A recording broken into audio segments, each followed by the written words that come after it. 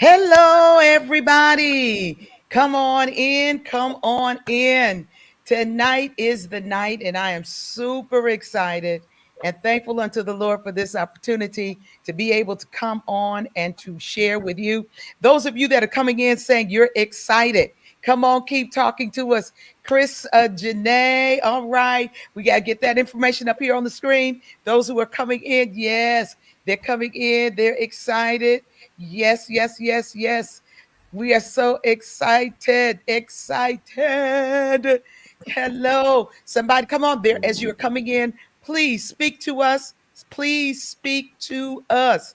We want to talk to you. We want to hear from you. We want you to say something to us. I have just a wonderful group of people that are with us on tonight. This is a part of our panel for the lifestyle and culture for ministry, a session that we will have at the Pentecostal Assemblies of the World Convention. It's just in a couple of weeks, and we're so excited. For those of you that will be in attendance, I want you to get a taste of what to expect on that Friday at 12:30 p.m. with our panel. I'm going to go around, start at the top, and I want you guys introduce yourselves. Let's start with you, Sister Joy. Come on, tell us who you are, where you're from. I think you should tell us what you do. Okay, well, my name is Joy Slaughter, and I am originally from Michigan. I currently reside in Oswego, Illinois, and I'm a human resources director and a few more other things, but we may get into that later. But that is my main profession, business administration, human resources. All right, let's keep going. Hello, my name is Candace Hill Duvernay. I, like Sister Joy, have a lot of jobs. So I am an attorney, I'm a mediator, and I'm also a judge in my local community. I live in Atlanta, Georgia. Jonesboro is a little bit about 20 minutes south of Atlanta, and we're in Clayton County, Georgia. So I'm honored to be here with all of you. All right, and next. Praise the Lord and good evening, everybody. I am Dwayne Marquell. I'm a senior sales manager for Hilton, and so I sell the city of Birmingham at Hilton Properties. Did you say you sell? I sell the city of Birmingham. You just gonna sell the city. Sell the city, y'all. All right. He's selling the city of Birmingham. We are so thankful. Amen. You all, as you're coming in, thank you all for coming in. And we're just really excited about what is happening on tonight. They're going to be putting your information up on the screen. Clayton County is representing, I'm assuming that's Georgia. Yes, Clayton County, Georgia, Georgia. Georgia. All right, Georgia. All right, all right. Good, good, good. Amen. Amen. Well, I've got some questions. We're gonna get this thing going. All right, all right. Auntie Penny is in the house. Detroit's in the house. Amen. That's Joy's aunt, my little sis. God bless you for being on with us. So listen, this is what I want us to start out. We're going to dialogue a little bit because this session is about our young professional Pentecostals. And then I asked the question, like many of them, where is God in this?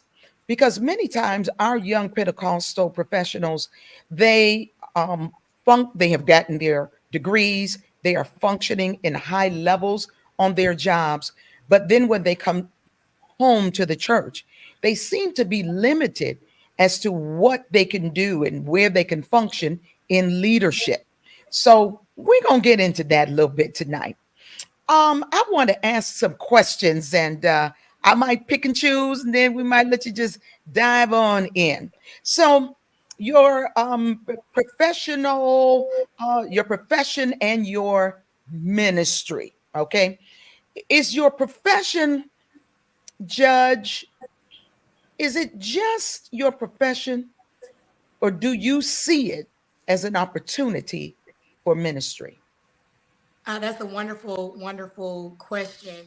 I can say for me, you, Pastor, have been called to such a high calling to minister the word of God to God's people. And I think that's beautiful. So I shake to compare what I do with what you do. However, what I will say is I do believe I'm called to be a light. Whether I'm on the bench, making hard decisions about, I have some hard stuff. Do you get to go to jail or go home? Do you get to keep your children, or do you have to give your kids into foster care? These get some really tough cases, or even in my job as an attorney. But what I pride myself on doing is letting my light shine. Especially, I don't know if you know this, Pastor, the kind of law that I practice, I do criminal defense. And so we're not even talking about the fun stuff. We're talking about, how do you help those people? How do you go into court when people are accused of doing very heinous crimes? And let's be clear, criminal defense, they're known for being the ones that are drunk and coked out, and cussing everybody out and fighting. And I choose to let my light shine. So in that regard, I would say it's a ministry because I'm able to show the world that I can have this wonderful blessing that God has given me and still be, yes, Pentecostal. We not even play with it, for real with it, And so yes, I definitely see it as a ministry in terms of letting my light shine before the world. But I don't know that I would see it as a calling as high as what you've been called to do. And maybe I'm different, but I don't want to go that far. Well, okay. I mean, I respect that. What about you, Brother Dwayne? So, owner, I think my profession is a little bit lighter.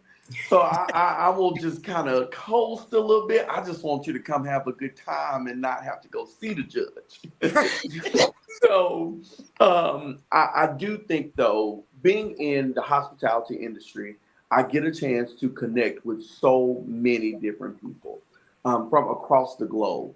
And so it's definitely an opportunity for ministry because when people come, sometimes they're looking for a church or, you meet so many different types of groups because I'm market based. So I may be dealing with a corporate group. I may be dealing with a social group or fraternity, sorority.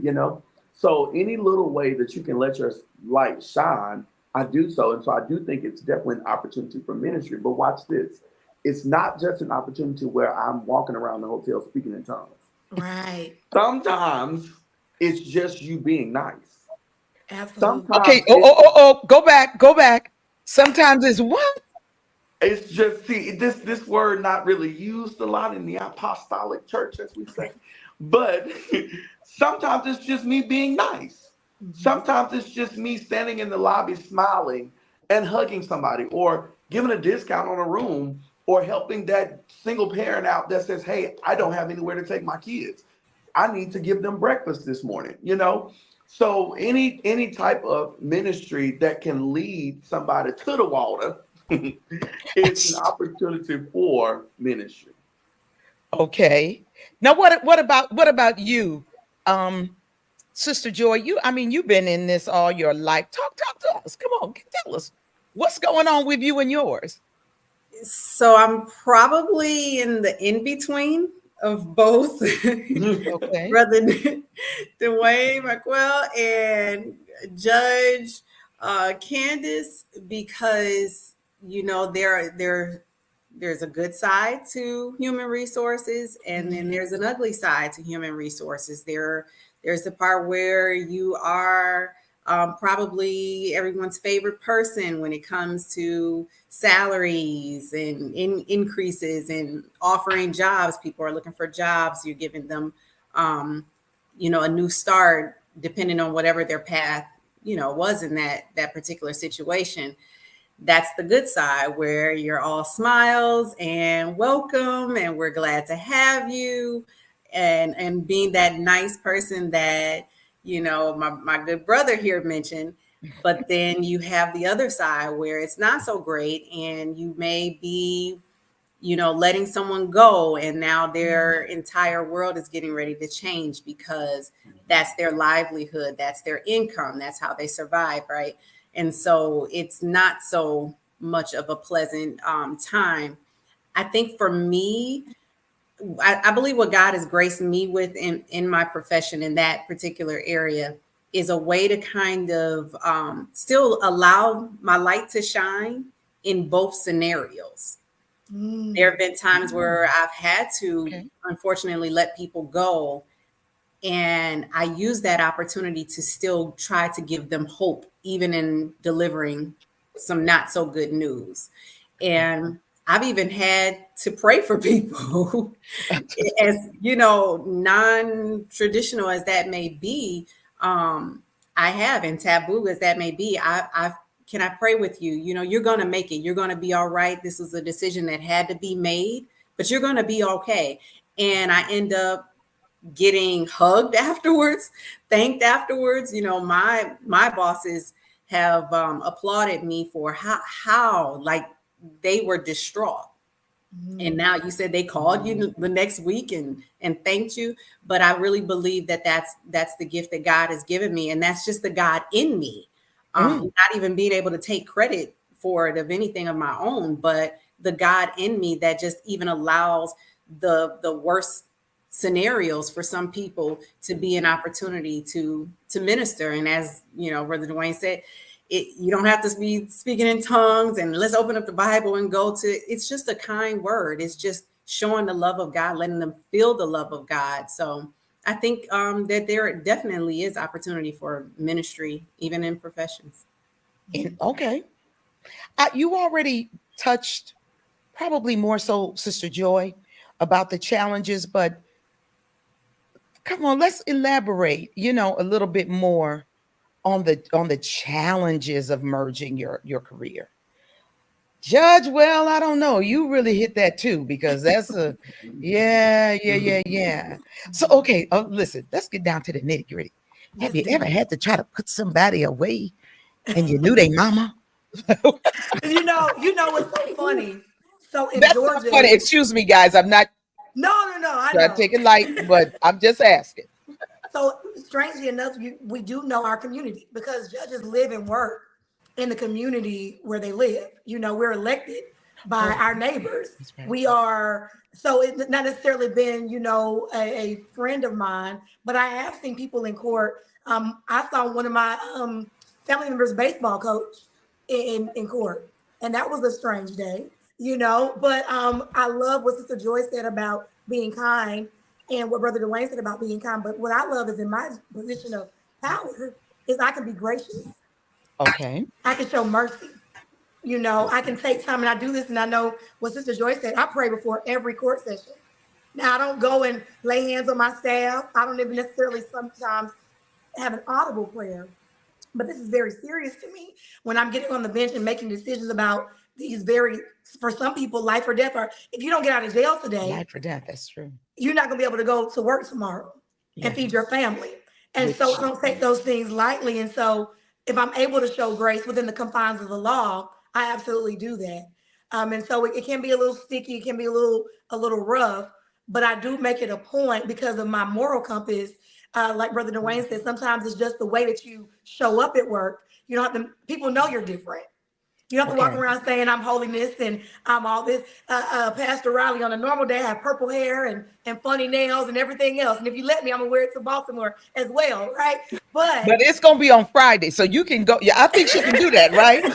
But Marquel, she can do that on Friday. You can do that. It's Friday. On Friday you can do that.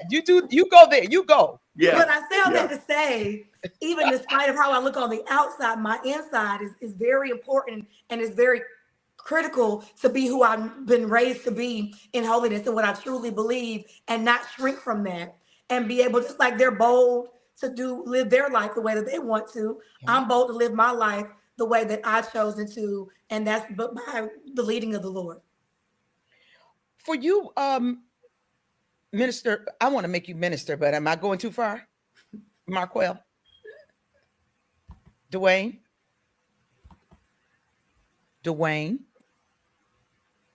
You can't hear me. Okay. So, okay. Yeah. Just try to flip it around a little bit. Let's see what's going on. So, Joy, what about you? Well, you've already kind of touched bases with us. You've touched on some of the challenges in your industry. Can you elaborate a little bit more on that? Like, I like what the judge said there. In some instances, she is able to extend grace.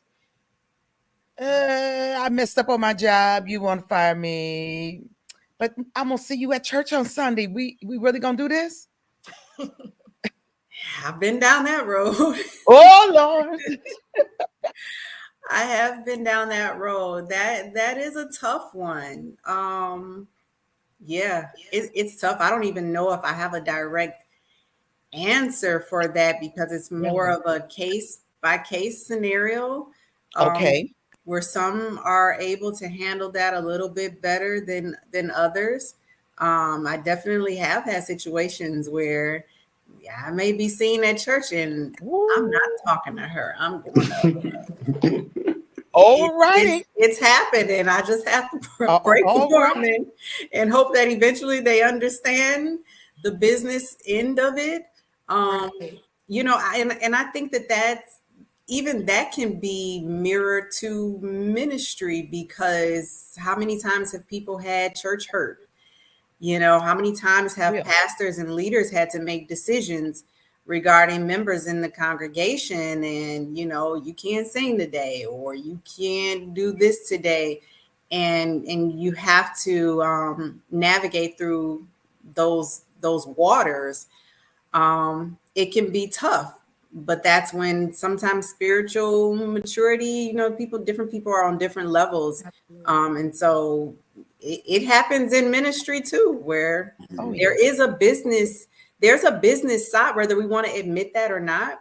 There is a business side to ministry, and Yes. that part of it cannot be avoided. So yeah, it can be tough. It can be tough.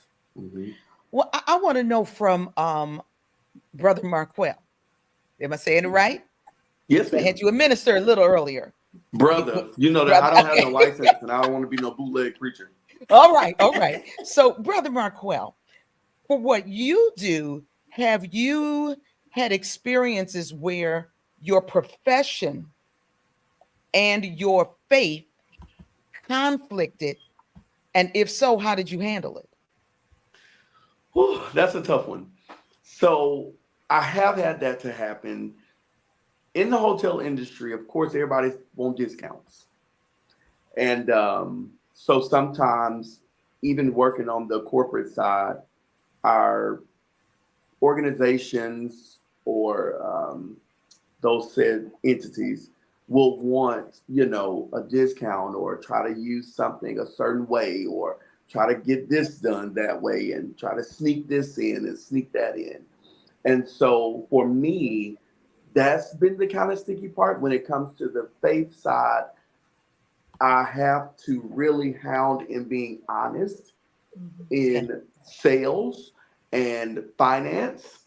I tell you, a couple of my colleagues laugh at me all the time when we're in finance meeting if I'm looking at revenue or we're doing some forecasting. I had to tell them one time. I said, "Listen, we just gonna believe God. I don't know where the people gonna come from, but I believe God gonna help us with revenue. So that's where my faith and what I do have really coincided, and really just being people of integrity when it comes to the hotel side and the convention side of things, because in this industry, I'll be honest, religious groups are not looked at to be like this happy group of people that we want to come. Right. So the saints will be rude. They will be entitled. They will take from your hotel. They will want a discount. They will eat every piece of breakfast you got and be mad that you don't have nothing else left. So, being the integral piece and really just having to stand your ground and really knowing that you are there for ministry, but you're also there to do a job because God placed us. I'm a firm believer that God placed us where we are. So in each of our professions, we're there for a particular reason. Purpose still has to be fulfilled. So, you have to know that byline.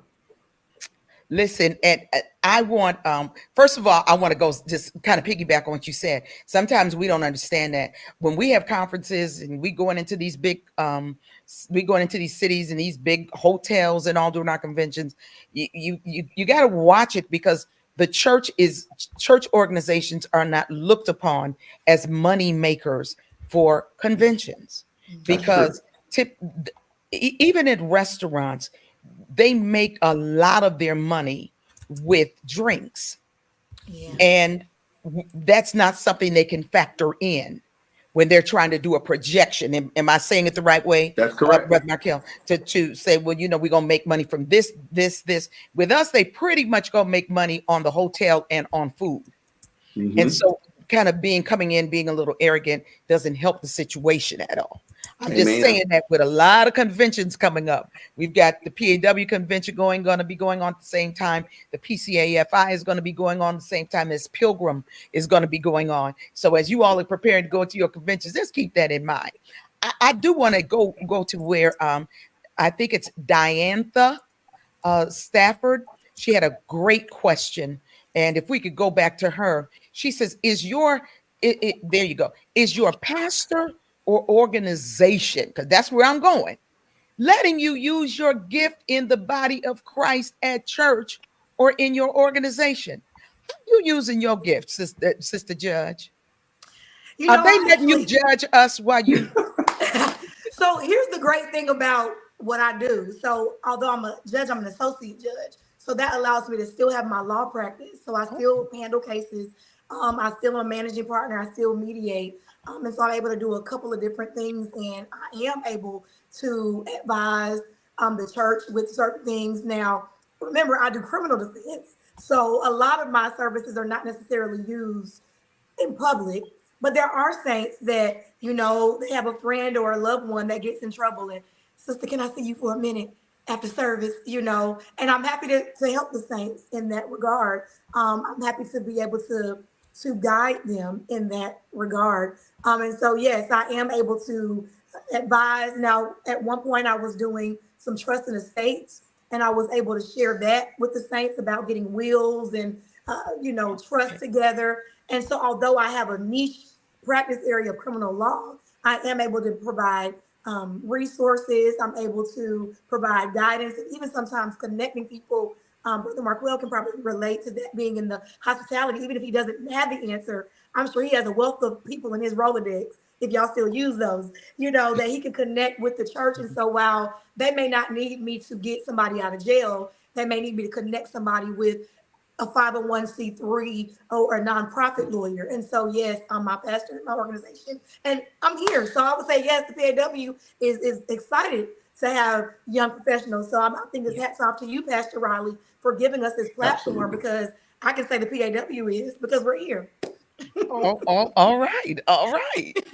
Brother Marquel, I know which I'll say that we call you Marquel 1 minute, we call you Dwayne next. So it's Dwayne Marquel, It's y'all. okay. That's why I'm going back and forth.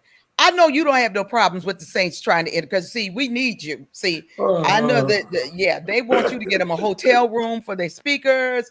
They want you to do all of that. So I know the answer to yours. But what about you, Sister Joy? So honestly, that's a little bit of a touchy area for me. It's actually an area that I would love to talk more about with churches, because I do think that my area of human resources is something that actually it's lacking I agree. in ministry, but it's definitely needed.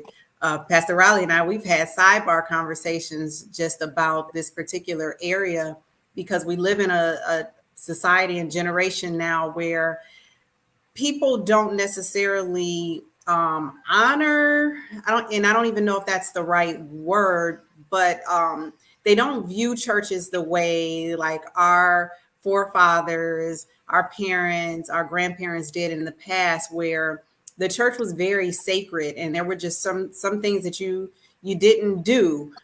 Even just as it relates to, like, let's just think about how they didn't sell alcohol on Sundays. There was a certain respect for the church, and we just don't live in that generation anymore.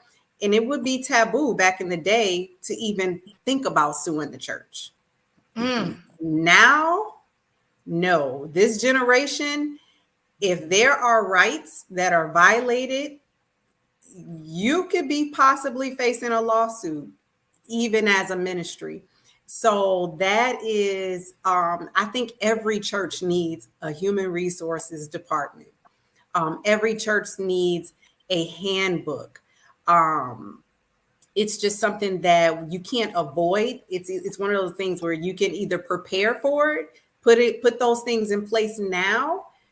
Maybe you might need that, maybe you may not. But how unfortunate would it be to not have that in place? And then you run and find yourself in a situation where you're viral now, you're in the headlines now, and it's not because of what you were trying to do, which is ultimately bring souls to Christ. It's about something that you really don't want out there that could really bring shame to your church. And all it takes is one person. It only takes one person, and that could leave a stain on the ministry for years to come. So unfortunately, that's just not something that's like that. I applaud the ministries that do have that. I personally work in the school industry side of human resources. So no, I don't use, to answer the question, I don't use my particular profession in church. I do serve in church, but in a different vein. But absolutely something that I think is needed in every ministry for sure. And Pastor Riley, can I Yeah. piggyback off of Joy? Absolutely. Because she said something that's really awesome. We're just getting to that point where our professions are, and I saw somebody else say it in the comments, are being used and celebrated, but not necessarily abused in the church. So I'm 30 years old. I am the youngest that has ever served in a role of this capacity in That's right. our organization. That's right. If I listen to history and just throwing back, Bishop Parche is who was doing the conventions and doing Right. hotel contracts and picking Right. that and going on through that. So even being allowed to go in the boardroom or to help the bishops, that was taboo.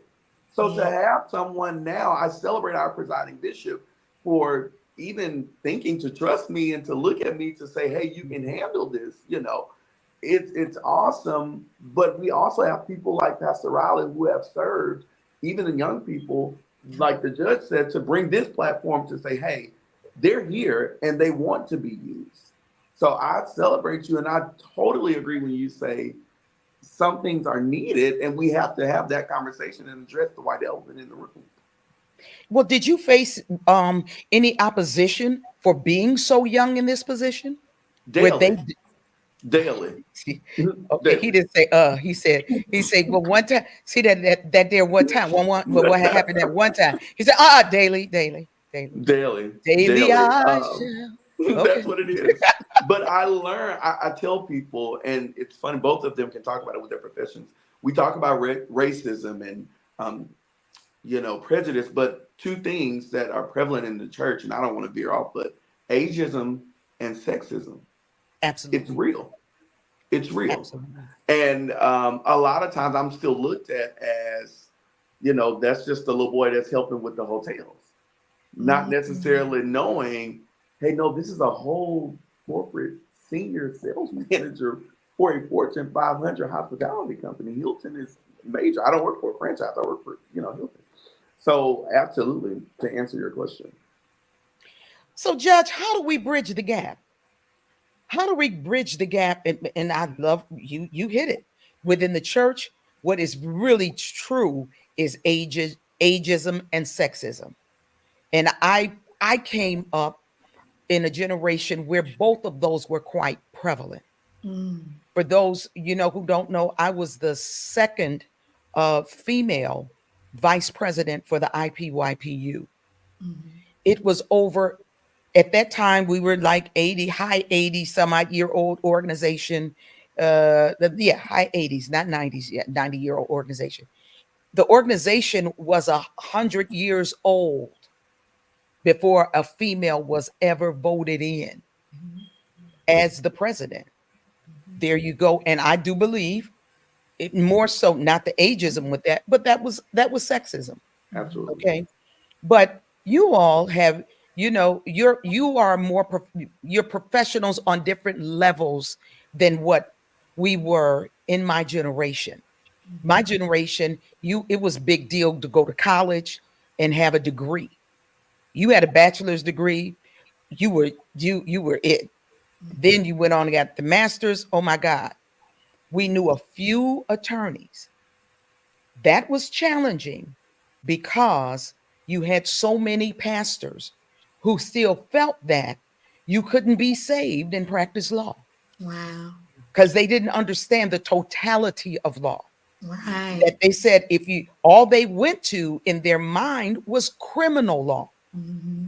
And they said, so if you were a lawyer and then your client did commit the crime, you have to lie and say they didn't. And we weren't the kind of generation where we had to speak up and say, come on, that's not the only kind of law out there. Right. You can be a corporate attorney. Mm-hmm. You can be a real estate attorney. Mm-hmm. You can be an attorney that deals specifically with medical issues. Mm-hmm. We weren't, so we just like walked away and let them think that. But I didn't have anyone that I knew in your age group that was a judge. Right. I don't care what city, big city, rural, it just wasn't happening. Right. So how do we bridge this now? You all are really excelling on major levels. Mm-hmm. How do we bridge this gap? Well, what I love is, and this is what I love. I watched you from afar. You all probably don't really know me, but I've been going to the conventions for, in my adult life, at least 13 years. And so I watched you all from afar. I've seen Sister Joy in the background. I've seen Brother Markwell, and of course you, Pastor Riley. And so this is how we bridge the gap. I was at one of the sessions at last year's convention, and we were just talking. I believe it was about budgeting in the church and debt.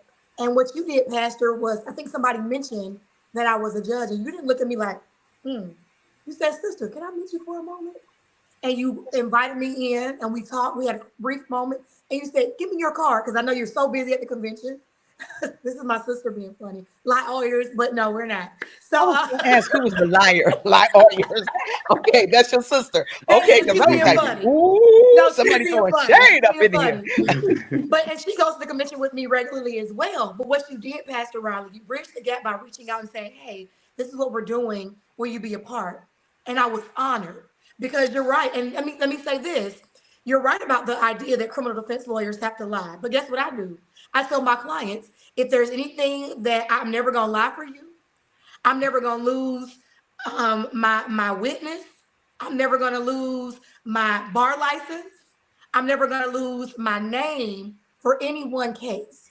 And so my clients know that up front. And a lot of clients choose not to hire me because I'm very candid about what I will and will not do. I've had clients invite me to the bar to hang out, to do business.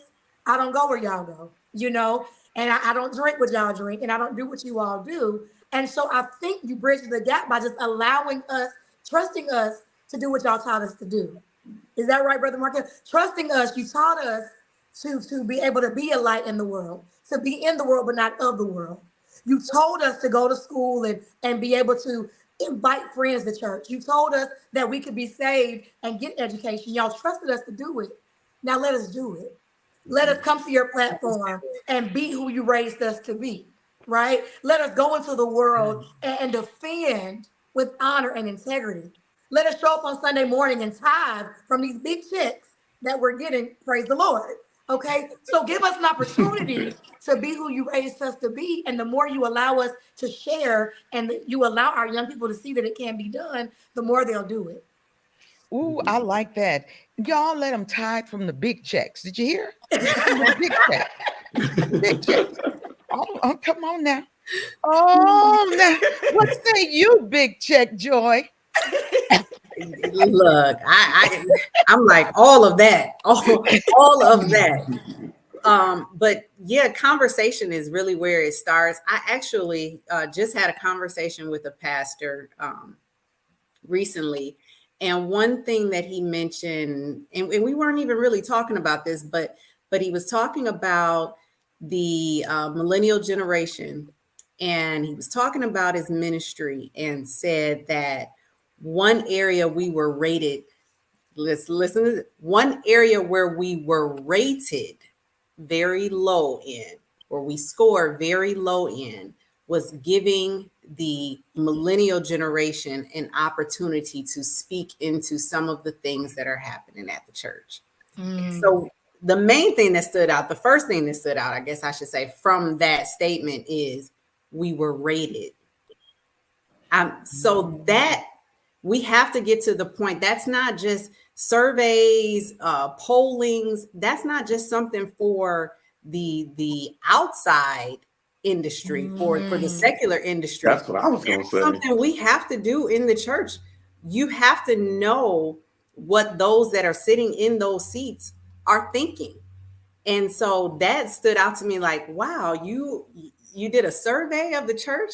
And so had they not done something like that, they would have never known what that group was thinking. And what it did was, hey, we've been rated high here, we've been rated high here, ratings were low here. How do we get that up? And so from there, that's when conversations started happening. Let's talk to that group. Let's find out what suggestions they have. Let's find out what they're thinking. What can we do better? And so I think that in addition to what Judge Candace said with conversations, let's find out what through polling, through surveys. Let's do that in our churches to open the door, just to provide just a platform, an avenue to be able to hear from. So that's definitely a way that could help for sure. I'll even be transparent real quick. And I contemplated whether I was going to make this statement or not, but I feel like, it could help. It could help somebody. We never know who's watching.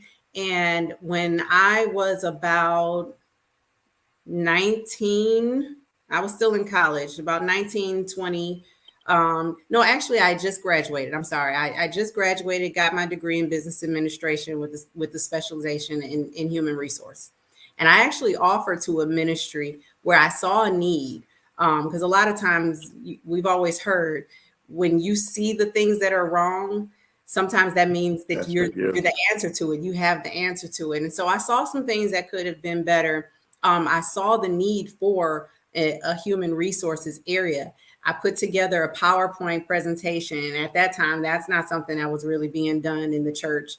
We've gotten a lot better with that now. And I put a whole presentation together on what a human resources department could do for the church and why it's important. Okay. And unfortunately, I was looked at as my brother Dwayne, is like, what, you're only 20 years old. I graduated at 21, so I'm sure I was either 20 or 21. And so it's like, you're only 20. What do you know? We don't need that right now. This is a church. That's too much. That's for the world. That's for businesses. What you learned in school, that's for businesses. And so I hope that many of our churches are not still thinking like that. But that's what I was met with. And I was really crushed, to be honest. I was really crushed because I'm like, you don't get it. Like, you don't get it. It's so needed. It's so many things that I see that could go wrong. And we want to prepare for the things that could go wrong instead of waiting until they do go wrong. So conversations, 100%.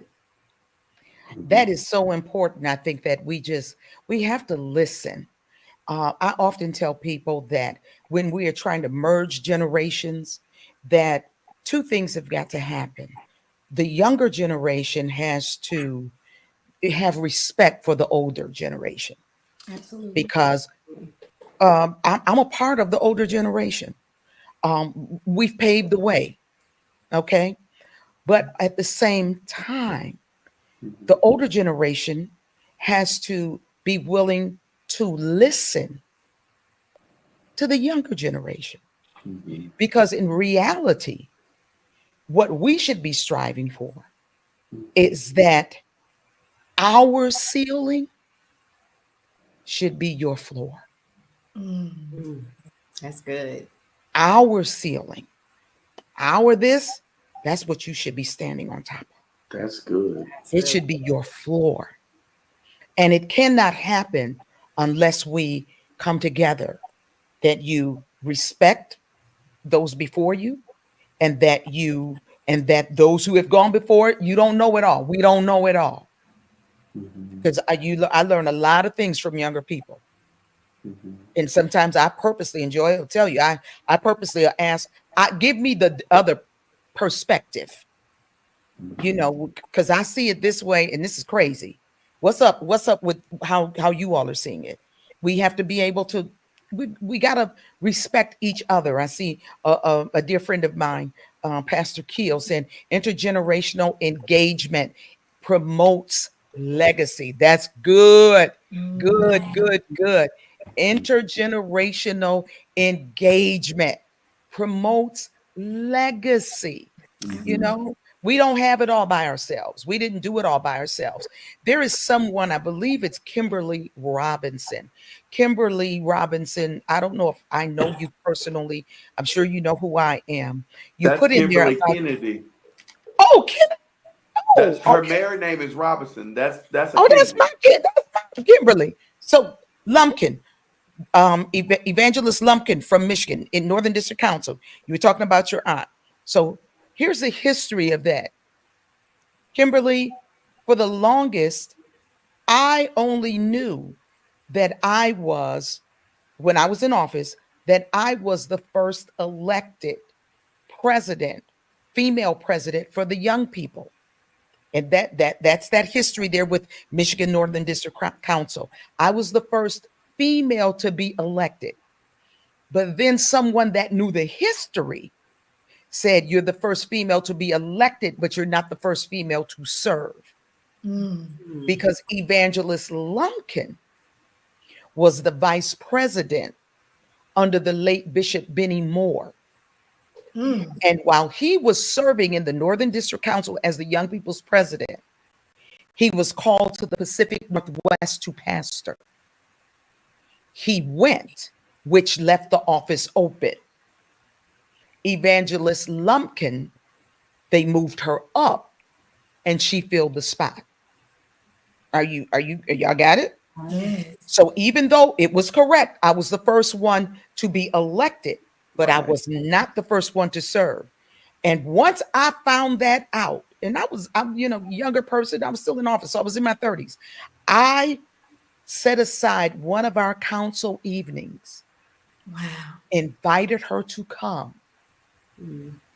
and shared with the young people because they were celebrating me Mm, as because in their generation, I was the only female they had seen. But I right. wanted them to know there is another one.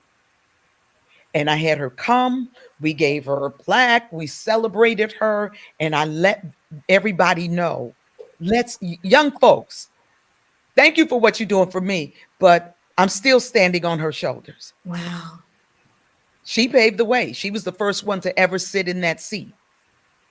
She took over from someone, but she sat in the seat first. Wow. Those are the things that we got to do. Absolutely. That's the kind of stuff we have to do. We've got and for those of you that are in the younger generation, honestly, it's not a lot that the older generation wants. They just don't want to be forgotten. Mm, And when they feel like they're being forgotten, then that's when intimidation comes. yes.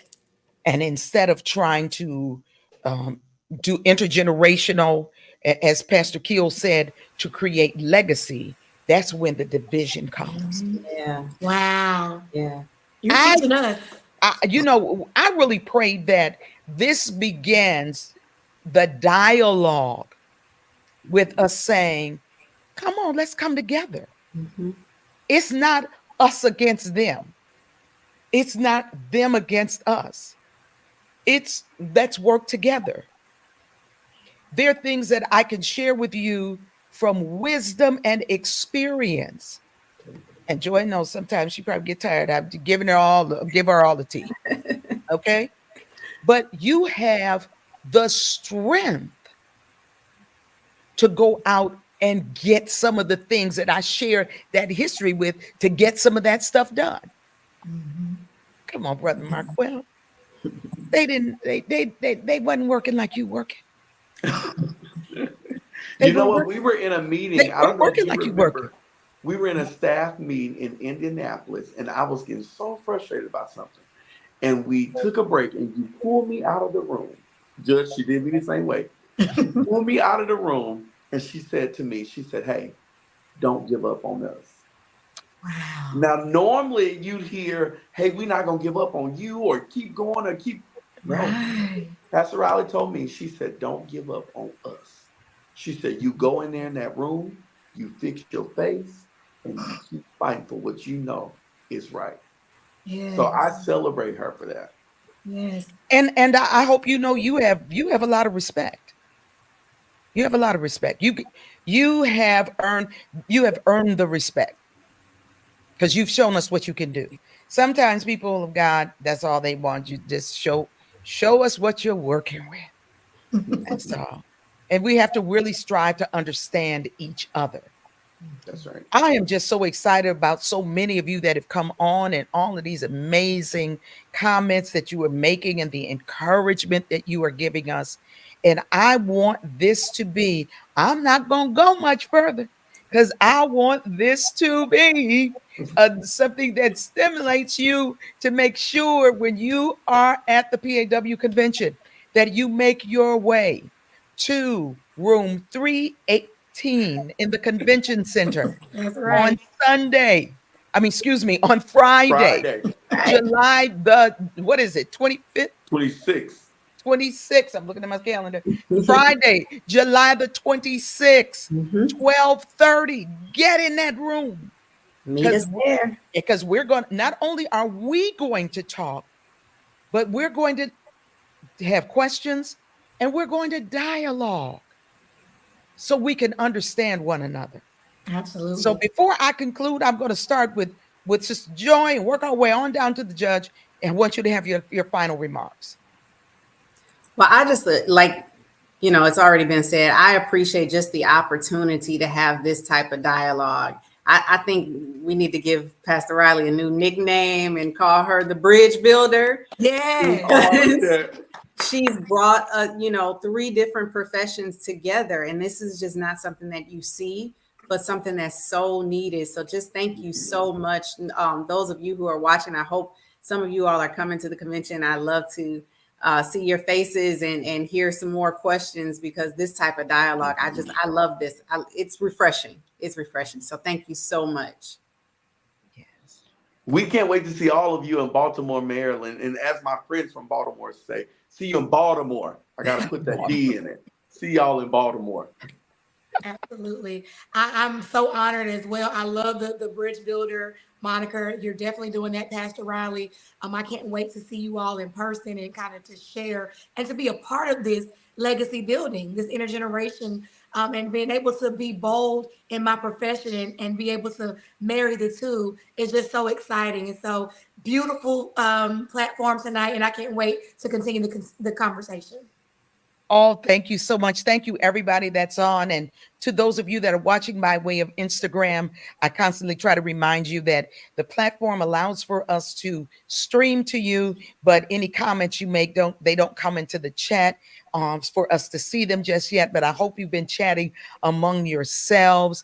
Thank you to my great panelists. They're gonna be here. Sister be there at the convention, Sister Joy, Brother Dwayne, Judge Candace, and we do have even Elder Cornell Showell. We're just going to have a wonderful time. And I want you all to come. If you're coming to the convention, make sure you come. Room 318 on Friday, July the 26th at the convention center. If you are not going to be there, pray for us. I might be trying to see what I can work on to try to get us some clips or something made and recorded so that I can put them on our platform so you can know what has gone on and what has taken place. To everybody, thank you so much. Thank you. And one of our team members, Sister Nina Turner out of St. Lumo Zoo, helping us out tonight. And she ain't gonna show your face, but she been working. We did have a little glitch with getting our text messages out. Some of you, you might be just kind of getting and say, oh, y'all going off. Yes, but come on back to the platform, watch the replay, watch it, and just be blessed by it, and still make comments, because people are going to comment on your comments. So come on, watch the replay on demand, I should say. Still make comments. People are going to comment on your comments. We're going to have a great convention. Oh, I'm so excited. Any convention information? This is the time. You want to share anything with us, Brother Dwayne, convention wise? Go ahead, and if you haven't registered for the convention, and we look forward to seeing all of you in Baltimore, you can log on to www.pawinc.org to get any information about our upcoming summer convention in Baltimore, Maryland. Awesome. Well, guys, for those of you that are part of our prayer group, we will be back here on Monday, the 15th of July, and we are going to have a very special session about what is released when men pray, the power that is released when men pray. And that is going to be conducted by Elder Corey Hinton from here in Chicago, Illinois. Listen, you do not want to miss that. He's going to be talking to us about the priesthood and why it is so important that the priesthood is leading us in our prayer endeavors and the power behind that. You don't want to miss it. We'll be posting the flyers starting tomorrow. So make sure you are ready. July the 15th, on Monday, July the 15th, 6:30 Central, 7:30 Eastern. All right, we're going to say goodbye. We love you all so much. Thank you. Tell somebody to come on back to the social media platforms and watch it if they missed it. God bless you all. Come on, y'all. Let's wave them. Wave it out. Wave it out.